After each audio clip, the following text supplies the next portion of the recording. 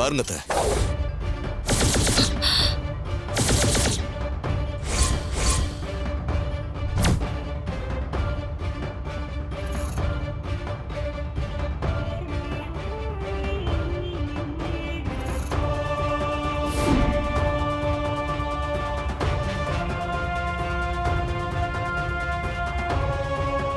அதில் இருக்க நகைங்க எல்லாமே டூப்ளிகேட் தான், இதுவும் ஒரிஜினல் இல்லை.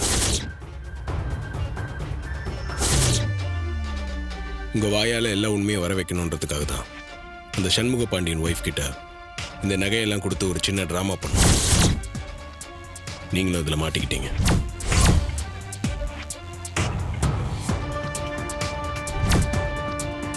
ஏய்,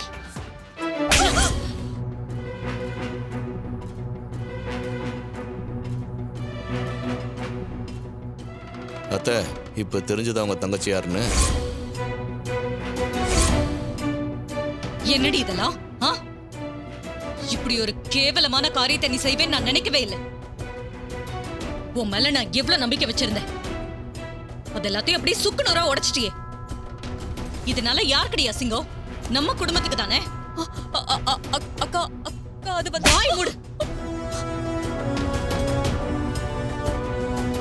உன்னை என் தங்கச்சின்னு சொல்லவே எனக்கு அசிங்கமா இருக்கு. நம்ம குடும்பத்துக்கு திருட்டு பட்டத்தை தேடி கொடுத்துட்டேல்ல, ஏண்டி உன் புத்தி இப்படி போகுது? ஈஸ்வரி, இவ ஏன் ஃபிங்கர் பிரிண்ட் வைக்கிறது தயங்கனான்னு இப்ப புரியுதா உனக்கு? எல்லாம் நீ கொடுக்குற இடம், அதான் தப்பு மேல தப்பு பண்ணிட்டு இருக்கா. அத்தை, இவங்க புருஷனை பிரிஞ்சு வாழ்ந்துட்டு இருக்கிறதா நீங்க நினைச்சிட்டு இருக்கீங்க. ஆனா இவங்க ரெண்டு பேருமே ஒன்னா சேர்ந்துதான் இருக்காங்க. ஊருக்கு தான் பிரிஞ்சிருக்க மாதிரி நடிச்சிட்டு இருக்காங்க. ரெண்டு பேரும் சேர்ந்து உங்களுக்கு எதிராக ஊருக்கு எதிராக நிறைய விஷயங்களை பண்ணியிருக்காங்க.